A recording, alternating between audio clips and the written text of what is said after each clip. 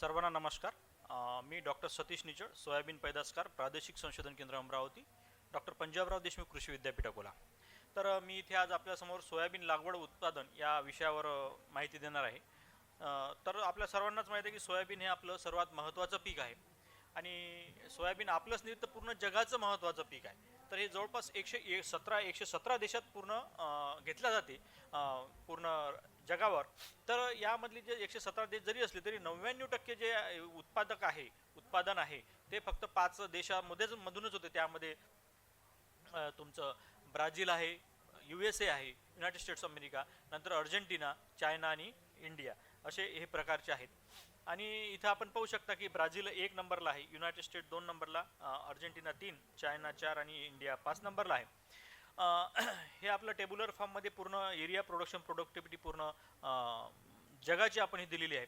इथं आपण पाहू शकता की जे आपण समजा एरियामध्ये 4थ्या नंबरला आहे, पण प्रोडक्शनमध्ये 4थ्या नंबरला आहे. आणि प्रोडक्टिव्हिटी जर पाहिली म्हणजे उत्पादकता प्रति हेक्टर जे पाहिली तर आपली 10 क्विंटलच्या जवळपासच आहे. तर पण बाकीचे जे पाहायला आपण जर वर्ल्डची ॲव्हरेज किंवा जगाची जर ॲव्हरेज पाहिलं तर ते जवळपास 29 क्विंटलच्या जवळपास आहे. म्हणजे आपल्या तिप्पट जवळपास प्रोडक्टिव्हिटी आहे, उत्पादक क्षमता आहे. का आहे तर त्याला विविध कारणं आहेत. हे टेब्युलर फॉर्ममध्ये मी तयार केलेलं आहे. तर हे कारणं काय आहेत तर जर आपण अमेरिकेचा किंवा ब्राझीलचा विचार केला तर तिथे अनुकूल हवामान आहे. सोयाबीन आपलं पीक नाही, सोयाबीन बाहेरून आलेलं पीक आहे. आणि USA मध्ये जे वातावरण आहे त्यातली उष्णता कमी आहे. जे पाऊसमान आहे, जेव्हा आपलं 3 महिन्यात मान्सून निघून जातो तिथं जवळपास 5-6 महिने पाण्याची अवेलेबिलिटी राहते, पाऊस राहतो. नसलं तर प्रोटेक्टिव्ह इरिगेशन द्यायची तिथं सोय असते. त्यामुळे तिथं आणि जमिनीचं आरोग्य, कार्बनचं कंटेंट तिथं खूप जास्त आहे, आपली इथं कमी आहे. जमीनची होल्डिंग जी आहे, जे धारणा आहे म्हणजे धारण क्षमता जी आहे ती आपली खूप कमी आहे सोयाबीनची. तिथं होल्डिंग खूप जास्त आहे, म्हणजे एखाद्या कंपन्या मोठ्या, म्हणजे तिथं शेतकरी म्हणजे कंपनीज आहेत अशा प्रकारे समजा. आणि तिथं त्यामुळे त्याचं होल्डिंग जास्त असल्यामुळे ते यांत्रिकीकरण चांगल्या प्रकारे करू शकतात आणि म्हणून तिथं उत्पादन क्षमता जास्त आहे. दीर्घ कालावधीचे वाण आहेत. आपल्या इथं दीर्घ कालावधी वाण का नाही आहेत, कारण की आपल्या इथं मान्सून हा 3 ते 4 महिनेच असतो. त्यामुळे आपण दीर्घ कालावधीचे वाण घेऊ शकत नाही. तिथे मान्सून आपली पेरणी सुरू होते जूनमध्ये, तिथे पेरणी सुरू होते एप्रिलमध्ये आणि शेवटी जे आहे जे ऑक्टोबर नोव्हेंबरमध्ये आपण काढतो सोयाबीनला. तर शेवटी हार्वेस्टिंग सोबतच होते. म्हणून तिथे 5 ते 6 महिन्याचा कालावधी मिळतो, आपल्या 3 ते 4 महिन्याचा कालावधी मिळतो. म्हणून त्यामुळे तिथं उत्पादन क्षमता जास्त आहे. GM तंत्रज्ञानाची उपलब्धता आहे तिथे. STBT म्हणजे हर्बिसाइड रेजिस्टन्स सोयाबीन आहे आपल्या इथे, त्याची परवानगी नाही. त्यामुळे फक्त STBTमुळे फरक पडतो असं नाही, तर ते टेक्नॉलॉजी असल्यामुळे विविध जे प्रायव्हेट कंपनीज आहेत त्यामध्ये कॉम्पिटिशन लागते आणि त्यामुळे नवीन नवीन वाण आणि खूप प्रमाणात पैसा त्या रिसर्चमध्ये तिथं अवेलेबिलिटी आहे. आणि विशेष म्हणजे पिकाची फेरपालट आहे. दरवर्षी सोयाबीन नंतर मका घेतला जातो, मक्यानंतर सोयाबीन, हे रेग्युलर रुटीन आहे. आपल्या इथं तसं होत नाही. आपण सोयाबीनवर सोयाबीन शेतकरी घेतात, 8-10 वर्ष कंटिन्यू चालतात. त्यामुळे उत्पादन, किडी आणि रोगाचा प्रादुर्भाव वाढतो आणि अशा उत्पादकता आपली इथे कमी होते. हेच खाली लिहिले आहे मी काय काय कारण आहेत. आणि यामधला एक जो सुटलेला आहे त्यामध्ये आधुनिक लागवड तंत्रज्ञानाचा अवलंब खूप कमी प्रमाणात आपल्या इथे शेतकरी लोक करतात. आता अवेअरनेस वाढत आहे. बीज प्रक्रिया, उगवण शक्ती तपासणी हे आता आपण करत आहोत. तर हे सोयाबीनची भारतातली स्थिती आहे. यामध्ये जवळ महाराष्ट्र हा एरियामध्ये 2 नंबरला आणि प्रोडक्शनमध्ये 1 नंबरला. प्रोडक्टिव्हिटीसुद्धा ही मागच्या वर्षीची स्थिती आहे. आपली उत्पादकता हे 13-13.5 क्विंटलच्या जवळपास होती महाराष्ट्राची. ही आता जर यावर्षीचा पूर्ण डाटा यायचा आहे तरी एक 10.5 क्विंटलपर्यंत आली आहे. यावर्षी ड्राय स्पेल खूप होते, पावसाचे खंड पडले. एक तर उशिरा पाऊस आल्यावर पावसाचे खंड पडले आणि त्यामुळे किडी आणि रोगाचा प्रादुर्भाव वाढला. तर या वर्षीची जी उत्पादक क्षमता आहे ते 10.5 क्विंटलच्या जवळपास महाराष्ट्राची पोहोचलेली आहे. हे एक फ्रॅगमेंट केला आपण सोयाबीनची महाराष्ट्राची स्थिती कशी आहे. तर सोयाबीनच्या महाराष्ट्र स्थितीमध्ये जवळपास एरियामध्ये आपण 36% आहोत, म्हणजे अमरावती आणि नागपूर डिव्हिजन मिळालं होतं. आणि उत्पादनामध्ये आपण जवळपास 33% मध्ये पोहोचतो. हे डिस्ट्रिक्ट वाईज पूर्ण कॉलम्स खाली तुम्ही प्रोडक्टिव्हिटी दिली आहे, उत्पादकता. तर आपण पाहू शकतो की 20-20 क्विंटलपर्यंत आपल्या इथं आहे. पुण्याला जर पाहिलं तर 20 क्विंटल प्रति हेक्टरच्या जवळपास प्रोडक्टिव्हिटी आहे. म्हणजे US पेक्षा आपण कमी आहे असं नाही. आपल्या इथे काही शेतकरी आहेत, काही आधुनिक शेतकरी म्हणजे प्रोग्रेसिव्ह फार्मर्स आहेत, ज्यांचे 17-17 क्विंटल प्रति एकर आहे, म्हणजे ते US समोर आहेत. पण असे काय कारण आहेत, खूप सारे कारण त्याच्यामुळे आहे. तर हे आपण एक विदर्भाची स्थिती आपण इथे दिलेली आहे. यामध्ये आपण पाहू शकता की जवळपास 17 लाख हेक्टरवर मागच्या वर्षी सोयाबीन इथे होते आणि जवळपास उत्पादकता जी आहे ते 12.5 क्विंटलच्या जवळपास आहे. यामध्ये जवळपास 15 लाख हेक्टर हे अमरावती डिव्हिजनमध्ये आणि 3 लाख हेक्टर हे नागपूर डिव्हिजनमध्ये एरिया आहे. हा विदर्भाचा सिनारिओ आहे मागच्या 10-12 वर्षाचा. तरी उत्पादकता वाढत आहे, मागच्या वर्षीपर्यंत वाढली. मागच्या वर्षी काही नैसर्गिक कारणामुळे आणि पावसाच्या खंडामुळे ती कमी झालेली आहे. तर सोयाबीन उत्पादक प्रमुख उणिवा काय आहेत आणि त्यावर उपाय काय आपण करू शकतो, तर यावर मला सांगायचं वाटते. तर सर्वात महत्त्वाचा पिकाची फेरपालट आपल्याकडे होत नाही, पिकाची फेरपालटचा अभाव आहे. कंटिन्यू सोयाबीन टू सोयाबीन आपण घेत आहोत. विशेष करून अमरावती जर विचार केला किंवा नागपूरमधला, सगळ्यात पहिले सोयाबीन आपल्या काटोलमध्ये आलं. काटोल, मुर्शी, वरुड या भागात तर अजूनही तिथे सोयाबीन सुरू आहे, कंटिन्यूमध्ये सोयाबीन घेत आहेत. त्यामुळे याची उत्पादकता कमी होऊन जाते. पिकाची फेरपालट करणे गरजेचं आहे. सोयाबीनला वेल ड्रेन सॉइल पाहिजे, म्हणजे पाणी पडलं की ते खाली गेलं पाहिजे अशी जमीन पाहिजे. पण आपण आजकाल सर्व रोटावेटरचा वापर करताय, तर शक्यतो रोटावेटरचा वापर न करता नांगरटी केलेली बरी, त्यामुळे जमिनीचं कॉम्पॅक्टनेस होणार नाही. सोयाबीनमध्ये सर्वात महत्त्वाचा प्रॉब्लेम आहे बियाण्याची कमी उगवण क्षमता. कारण की त्याचं वरचं जे आवरण असते ते खूप पातळ असते आणि खाली पडल्याबरोबर किंवा त्याच्यावर त्याला तळा जाते आणि त्याची उगवण शक्ती कमी होते. तर सर्वात याच्यासाठी उपाय हा आहे की पेरणीपूर्वी कोणतंही बियाणं असो, मग ते तुमच्या घरचं असो, महाबीजचं असो की आणखीन कोणत्या प्रायव्हेट कंपनीचं बियाणं आणल्याबरोबर त्याची उगवण शक्ती आपण तपासली पाहिजे. आता उगवण शक्ती कशी तपासायची हे मी पुढच्या स्लाईडमध्ये दाखवतो. हे घरच्या घरी पण आपण करू शकतो, काही विशेष टेक्नॉलॉजी नाही आहे. आणि जमिनीत पुरेसा ओलावा असल्यावरच सोयाबीनची पेरणी केली पाहिजे. म्हणजे 100 mm पाऊस पडल्यानंतरच, तेही लगातार 2-3 दिवसामध्ये. आणि दुसऱ्या भाषेत सांगायचं झालं तर जवळपास 15 सेंटीमीटरमध्ये ओली गेल्यानंतरच सोयाबीनची पेरणी करायला पाहिजे. वर केली तर त्याची उगवण शक्ती किंवा कमी होते. आणि शेतकऱ्यांनी स्वतःचेच बियाणे स्वतः वापरले पाहिजे. दुसऱ्याचे शक्यतो शब्द वापरतो, कधी एखाद्या वेळेस आपल्याला घ्यावं लागते. सोयाबीन हे 100 म्हणजे स्ट्रिक्टली सेल्फ पॉलिनेटेड क्रॉप आहे. त्यामुळे एक वेळ बियाणं घेतलं तर ते तुमचं 3, 4, 5, 6 वर्ष तुम्ही वापरू शकता. त्यामध्ये बाहेरून घ्यायची काहीच गरज नाही. फक्त ते चांगलं ग्रेडिंग आणि स्वच्छ करून म्हणजे त्याची उगवण शक्ती तपासून तुम्ही ते वापरावे. तर घरच्या घरी उगवण शक्ती कशी तपासायची हे मला वाटते कृषी विभागाचा खूप सारा प्रोपगंडा केला आहे. 10x10 10-10च्या 10 लाईन हे करायच्या. शक्यतो आपलं गोंडपाट असते ना, पोतं, त्या पोत्यावर 10-10च्या लाईनमध्ये 10 लाईन टाकायच्या. नंतर त्याची गुंडाळी करायची त्याच्यावर, आणि जर उभी करून ठेवली आणि त्याच्यावर 5-6 दिवस पाणी टाकत राहायचं. नंतर ते खोलायचं आणि किती उगवले कोंब त्याच्यावर तुम्हाला पर्सेंटेज. जर ते 70पेक्षा जास्त असले तर तुमचं बियाणं चांगलं आहे. सोयाबीनमध्ये उगवण क्षमता हे स्टँडर्ड आहे 70% आहे.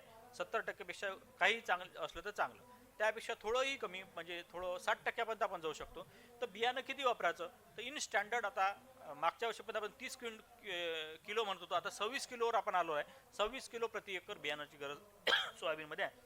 जर उगवण शक्ती तुमची 90च्या किंवा 90% असेल तर तुम्ही बियाणं आणखीन कमी वापरू शकता. हा इथं फॉर्म्युला आपण दिलेला आहे.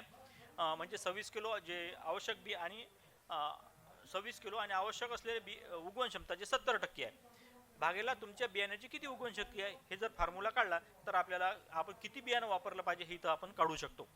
जर आपलं इथे एक्झाम्पल दिलं आहे 60%चं, जर 60% आपलं उगवण शक्ती असली तर 26 × 70 भागेला 60, तर ते 30 किलो बियाणं आपण वापरू शकतो. असं या फॉर्म्युल्यामध्ये टाकून आपण किती बियाणं तुमचा उगवण शक्ती जर माहिती असली तर आपण हे काढू शकतो. सोयाबीनमध्ये दुसरा प्रॉब्लेम आपल्या रिजनमध्ये जो सर्वात महत्त्वाचा त्यामध्ये रोगांचा आहे आणि किडींचा. त्यामध्ये किडीमध्ये खोडमाशी आहे आणि रोगामध्ये मुळकूस, खुडकूस आणि पिवळा मोझॅक व्हायरस हे सर्वात महत्त्वाचे हे आहेत. तर यासाठी काय करायला पाहिजे, तर सगळ्यात पहिले महत्त्वाचा बीज प्रक्रिया. यामध्ये बीज प्रक्रिया करणे गरजेचे आहे. त्यामध्ये बुरशीनाशकाची आहे, कीटकनाशक, याचे डिटेल्स आपण समोरच्या स्लाईडमध्ये आहे.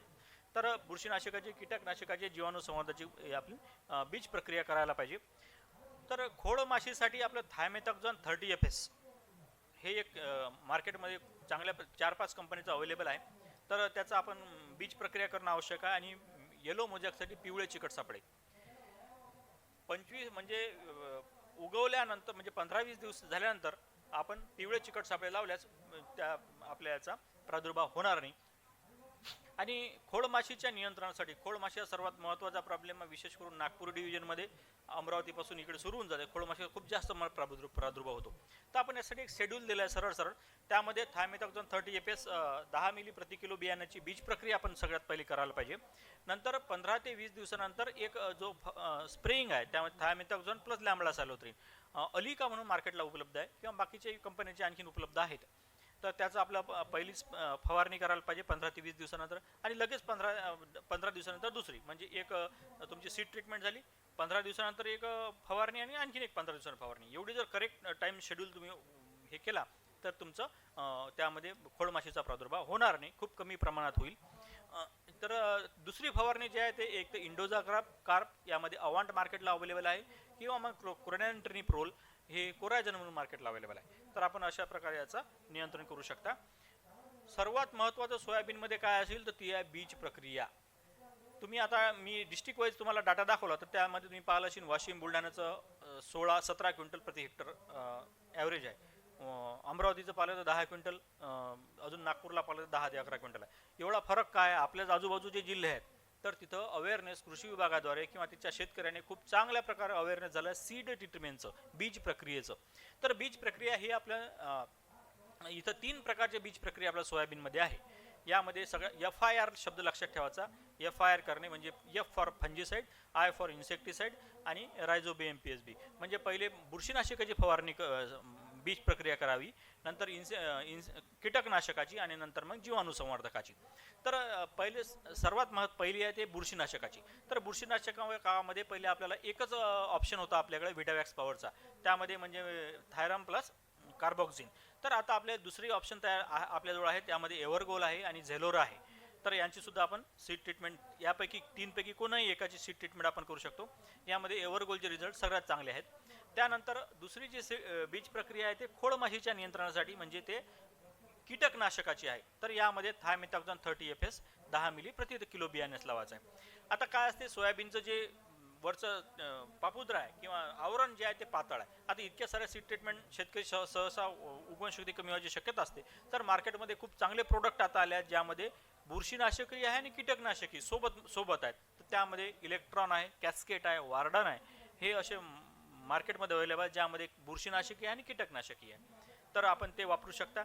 आणि तिसरी बीज प्रक्रिया आपल्या रायझोबियम आणि PSB ची करायची आहे. हे लिक्विडमध्ये पण करू शकता किंवा पावडर फॉर्ममध्ये सुद्धा अवेलेबल आहे.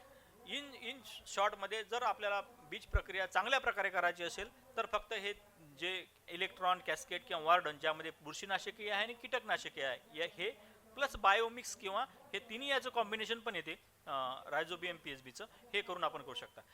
तर यामध्ये पहिले बुरशीनाशकाची करायची आहे बीज प्रक्रिया, नंतर कीटकनाशकाची, नंतर जीवाणुसंवर्धक करायची आहे. जीवाणुसंवर्धकाची बीज प्रक्रिया आहे ते पेरणीच्या 2-3 घंटे अगोदर पहिले तास आधीच करायची आहे.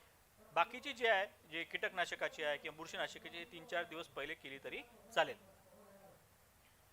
नंतर एक आणखीन इश्यू आहे, पीक संवेदनशील अवस्थेत पावसाचा खंड किंवा अतिपाऊस आपल्याकडे होतो. आता मागच्या वर्षी पावसाचा खंड आला, यावर्षी मागच्या वर्षी अतिपाऊस होता. तर अशा वेळेस याला हे करण्यासाठी मूलस्थानी जलसंधारण हे सर्वात महत्त्वाचा इश्यू आहे. यामध्ये पेरणी करताना म्हणजे रुंद सरीवरंबा BBF पद्धतीनं पेरणी करायला पाहिजे. जर BBF होत नसेल तर शेवटी पट्टा पद्धतीने, म्हणजे 6 ओळीनंतर किंवा 3 ओळीनंतर एक ओळ रिकामी ठेवणे. तर अशा प्रकारे आपण हे केली पाहिजे. नंतर जर संवेदनशील पाण्याची कमतरता असेल तर संरक्षित ओलीत द्यावे आणि पाण्याची अतिवृष्टी क्षेत्रातून पाणी काढण्याची सोय असावी. आता इथपर्यंत आपलं प्रॉब्लेम पाहिले. आता आपण सरळ सोयाबीनमध्ये काय करायचं पेरणीपासून तर काय ते थोडंसं डिटेलमध्ये पाहू. तर पेरणी करताना उताराला आळवी पेरणी आपल्याला करायला पाहिजे, जेणेकरून पाणी एकदम वाहून नाही गेलं पाहिजे शेतातून किंवा जमिनीची धूप म्हणजे झालं नाही पाहिजे. आणि पूर्व पश्चिम पेरणी करावी, जेणेकरून सूर्यकिरण तुम्हाला दिवसभर जोपर्यंत सूर्य आहे ते शेताला आपल्या मिळत राहील. नंतर पेरणी शक्यतो BBFनेच करावी, रुंद सरीवरंबा पद्धत किंवा पट्टा पेर पद्धतीने आपण करायला पाहिजे, किंवा 6 ओळीनंतर 3 ओळीनंतर एक ओळ रिकामी ठेवायची. जे स्पेसिंग आहे, खूप सारे स्पेसिंग बद्दल इश्यू आहेत. आता एवढं अंतर ठेवलं तेवढं अंतर ठेवलं. स्टँडर्ड जे आहे ते 45x10चं, 2 तासामधलं अंतर 45, 2 झाडांमधलं अंतर 10 सेंटीमीटर हे स्टँडर्ड आहे. आणि याच्यामुळे जास्त उत्पन्न आजपर्यंत शेतकऱ्यांना मिळाले. आणि दुसरा इश्यू आहे वाणांचा, सुधारित वाणांचा. हा सर्वात महत्त्वाचा आवडता विषय असतो शेतकऱ्यांचा. तर जे आपण वाण निवडतो ते अधिक उत्पन्न देणारे, किडी आणि रोगास प्रतिबंधक असे वाण आपण निवडायला पाहिजे. नंतर आपली जमीन कशी आहे, जर आपली जमीन हलकी असेल, पाण्याची सोय नाही आहे, तर अशा वेळेस लवकर येणारे किंवा अति लवकर येणारे वाण आपण घेतले पाहिजेत. आपली जमीन भारी आहे तर मध्यम प्रकारचे किंवा थोडेसे उशिरा येणारे वाण आपण घेऊ शकता. शक्यतो ज्यांच्याकडे होल्डिंग जास्त आहे, जमीन जास्त आहे, अशाने 2-3 प्रकारचे वाण आपण लावले पाहिजेत, अलग अलग कालावधीचे, मध्यम कालावधीचे, लवकर येणारे. कारण की दरवर्षी सीझन कसा राहील हे आपल्याला सांगता येत नाही. तर तो धोका टाळण्यासाठी आपण हे करू शकतो. तर एकूण आता आपण 6 विभाग पडतात सोयाबीनचे टोटल. जर भारताचा विचार केला तर यामध्ये आपण मध्य विभागात येतो. यामध्ये मराठवाडा, विदर्भ आणि उत्तर महाराष्ट्र हे सर्व मध्य विभागात येतात. तर दक्षिण विभागामध्ये महाराष्ट्रातील दक्षिणेकडील जिल्हे, त्यामध्ये पुण्यापासून पुणे, सांगली, सातारा, कोल्हापूर हे 4 जिल्हे येतात. तर ते 4 जिल्हे वेगळ्या झोनमध्ये जातात, आपण वेगळ्या झोनमध्ये येतो. तिथं तांबेरा या रोगाचा प्रादुर्भाव जास्त प्रमाणात असतो. आपल्या इकडे मुळकूज, खोळकूज या रोगाचा प्रादुर्भाव जास्त असतो. त्यामुळे वेगवेगळे डिव्हिजन केलेले आहेत. तर काही व्हेरायट्या ज्या तिथं त्या रिजनसाठी रिकमेंडेड आहेत त्या आपण शक्यतो घेऊ नये. आपल्यासाठी ज्या शिफारसीत केलेले वाण आहेत ते आपण घ्यावेत. आतापर्यंत एकूण जवळपास 125 वाण सोयाबीनमध्ये प्रसारित झालेले आहेत भारतामध्ये. तर त्यांची एक लिस्ट आपण इथे दिली आहे. तर मध्य विभाग, त्यामध्ये मध्य विभागामध्ये आपण विदर्भ आणि मराठवाडा रिजन येतो. तर हे काही रिजन आहेत, त्यामध्ये आपल्याच व्हेरायटी जवळपास जे PDKV अंबा, सुवर्ण सोया हे चांगल्या प्रकारचे वाण आहेत. हे एक लिस्ट आहे. आणि दक्षिण विभागासाठी जे रिलीज आहे त्याची पण एक लिस्ट आपण इथे दिली आहे. तर एक पंजाबराव देशमुख कृषी विद्यापीठाच्या अंतर्गत आपण कोणते वाण घेतले पाहिजेत, शक्यतो जे बियाणे साखळीमध्ये आहेत तसे वाण आपणची लिस्ट आपण मी इथे दिलेली आहे. त्यामध्ये डॉक्टर पंजाबराव देशमुख कृषी विद्यापीठ जे PDKV अंबा आहे, सुवर्ण सोया, PDKV येलो गोल्ड हे 3 वाण आहेत. त्याचं डिटेल्स आपण पाहूच. नंतर मराठवाडा कृषी विद्यापीठाचे MES 158, MES 612, MES 725, नंतर JS चे जे वाण आता पहिलेपासून आपल्याला प्रचलित आहे, त्यामुळे JS 9305, JS 9560 आणि JS 2034. शक्यतो JS 335 हे वाण घेऊ नये. त्यामुळे किडी आणि रोगाचा प्रादुर्भाव खूप जास्त प्रमाणात आढळून येत आहे आणि ते वाण प्युअर सुद्धा राहिलं नाही, शुद्ध आता बियाणं मिळणं कठीण आहे. त्यामुळे हे असे वाण घेऊ नये.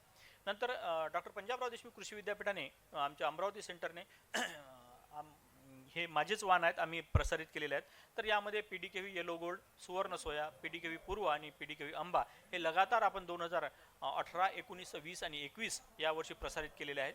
आणि जवळपास 2021 मध्ये त्यातले 3 वाण आपण अधिसूचित झाले आहेत. तर यामधलं सगळ्यात पहिलं वाण जे आहे ह्या PDKV येलो गोल्ड हे महाराष्ट्रासाठी प्रसारित झालेलं वाण आहे.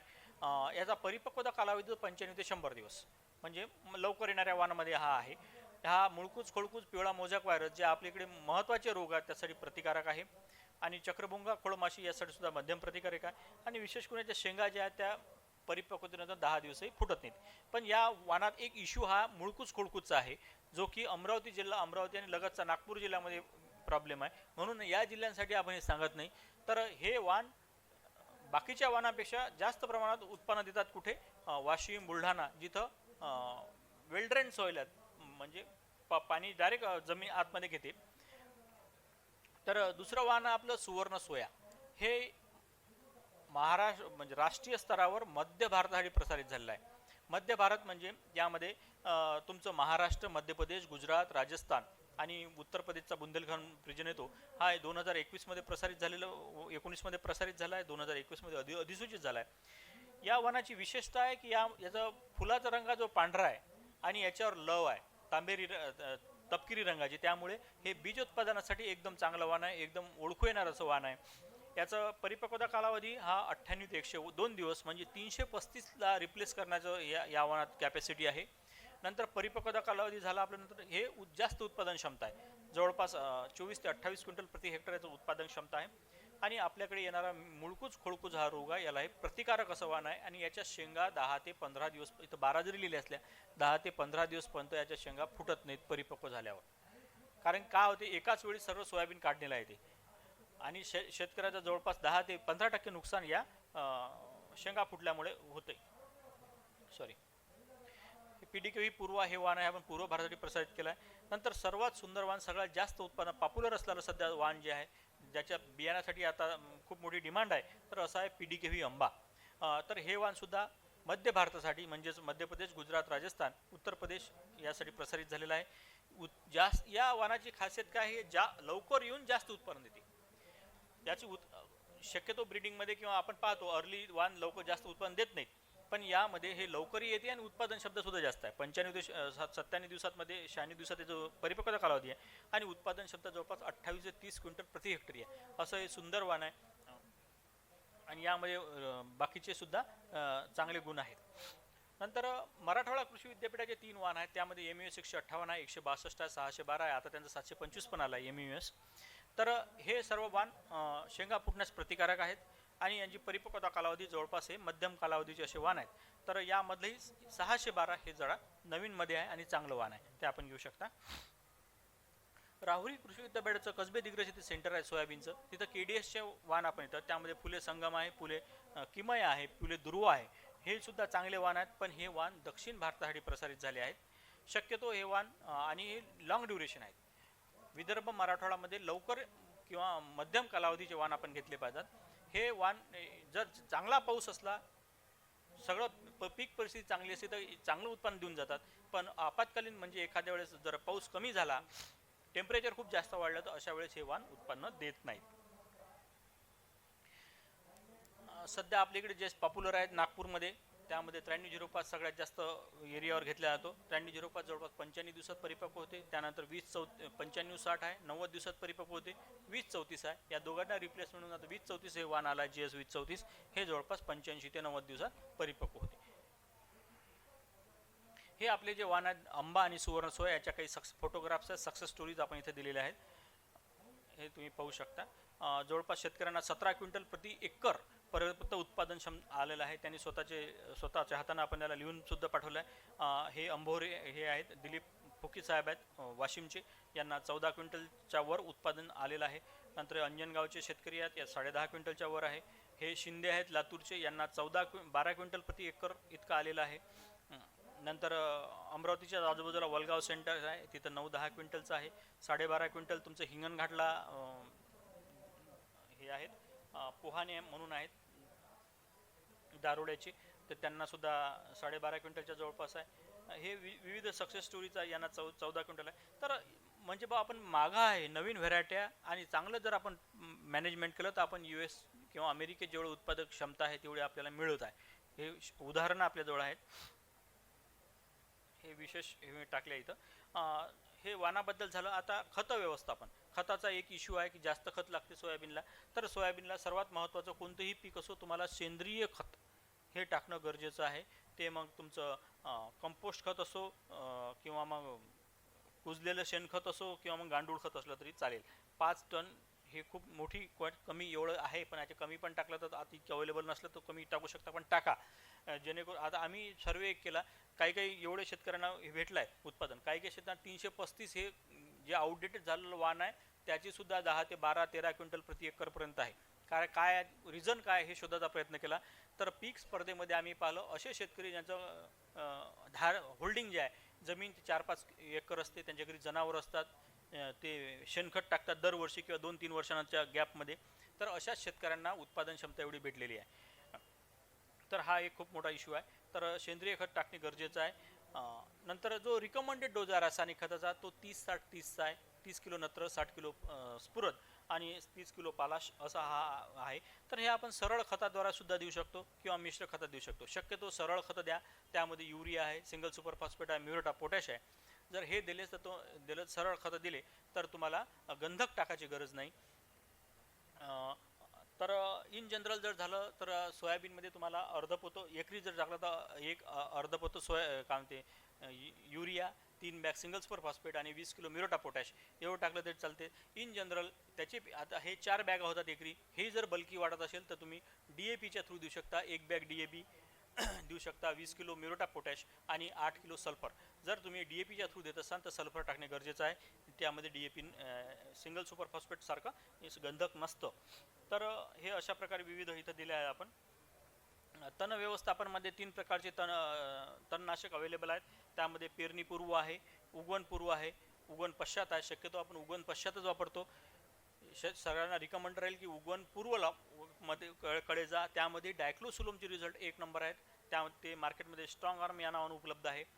तर हे जर वापरलं तर जवळपास नंतर फवारणी तणनाशक घ्यायची गरज नाही. त्याचे रिझल्ट खूप चांगले आहेत. ओलीत व्यवस्थापनामध्ये जे शक्यतो सोयाबीनला जे पाणी लागते त्यातलं 70 ते 80% दोनच स्टेजमध्ये लागते, त्यामध्ये फुलोरा आणि दाणे भरण्याच्या अवस्थेमध्ये. तर शक्यतो पीक फुलोऱ्यावर असताना म्हणजे 40 ते 45 दिवसांनी किंवा दाणे भरत असताना त्यामध्ये 70 ते 80 दिवसानं जर पावसाचा खंड पडत असेल तर पाणी देण्याची सोय आपल्याकडे असावी. किंवा मग अशा वेळेस पावसाचे खंड जळ पडले तर त्यामध्ये 2% पोटॅशियम नायट्रेट किंवा 5% ग्लिसोरॉलची फवारणी करणे गरजेचं आहे, जेणेकरून ट्रान्सपरेशन होणार नाही जास्त. अँटी ट्रान्सपिरंट म्हणून आहेत ते, म्हणजे ते फवारल्यानंतर जे आहे ते होणार नाही, पाणी जे आहे ते झाडातल्या आतमध्येच राहील. नंतर काढणी मळणीच्या वेळेस जर तुम्हाला बियाण्यासाठी सोयाबीन ठेवायचं असेल तर शक्यतो 8 ते 10 दिवस काढणीच्या पहिले एक बुरशीनाशकाचा फवारा, ज्यामध्ये कार्बन डायझिनचा फवारा आपण घेतला पाहिजे. आपण काय करतो, पूर्ण वाळू देतो, मग म्हणतो की शेंगा फुटल्या. तर पूर्ण वाळू न देता सोयाबीनचे पानं जेव्हा गळायला लागतात, पिवळे पडून गळायला लागतात आणि शेंगा पिवळ्या होतात, तर अशा वेळी सोयाबीन कापून खाली टाकलं तरी चालते. त्यामुळे याला आपण फिजिओलॉजिकल मॅच्युरिटी असं म्हणतो. यावेळेस उगवणशक्तीसुद्धा बियाण्याची चांगली राहते. नंतर काढताना जे आहे बियाण्यासाठी जर काढायचं असेल तर ड्रम जो थ्रेशरमधून काढतो तुम्ही, त्याचा जो RPM राहतो तो जवळपास 350 ते 400 फेरे प्रति मिनिट एवढा असला पाहिजे. नंतर साठवणूक करताना, आता बियाण्यासाठी साठवणूक आपल्याला करायचं, बियाणं चांगलं नवीन व्हरायटीचं बियाणं घेतलं तर साठवणूक करताना ओलाव्याचं प्रमाण 10 ते 12% वर नसावं. शक्यतो खाली लाकडी फळ्या टाकून त्यावर सोयाबीनचे पोते ठेवावे आणि जास्तीत जास्त 5 पोत्याची थप्पी मारावी. जास्त मारल्यास काय होईल, खालचं जे पोतं आहे त्याच्या टर्फल फुटून जाते आणि त्याची उगवणशक्ती राहत नाही. तर हे काही आहे, हे आता ते बाकीच्याच मागच्याच पॉईंटची उजळणी आपण इथं केलेली आहे. काय काय करायला पाहिजे हे जवळपास इथं आपण सगळं कव्हर केलेले आहेत. आता विशेष म्हणजे काय लक्ष द्यायला पाहिजे, शेवटची स्लाईड आपण दाखवतो. शक्यतो घरचंच सोयाबीन पेरा आणि उत्पादन खर्च कमी करा. सोयाबीन सेल्फ पॉलिनेटेड आहे, त्यामुळे घरचंच बियाणं पेरलेलं चांगलं. घरच्या घरीच बियाण्याची उगवणशक्ती तपासा, नंतर बियाणं पेरा. बीज प्रक्रिया करणे खूप गरजेचं आहे. BBF पद्धतीचा वापर करा.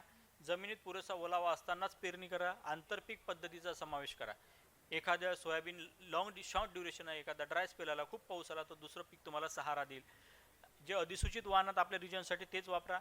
खोळमाशीचे जसं शेड्यूल सांगितलं तशा प्रकारे आपण नियंत्रण करा. स्वतःचे बियाणे स्वतः तयार करा आणि बाकीचे आपण बियाण्यासाठी असाल तर बुरशीनाशकाची फवारणी चांगल्या प्रकारे करा. नंतर 350 ते 400 RPM वर सोयाबीन थ्रेशरमधून काढा आणि साठवणूक 5 पोत्याच्या वरती थप्पी लावू नका. धन्यवाद.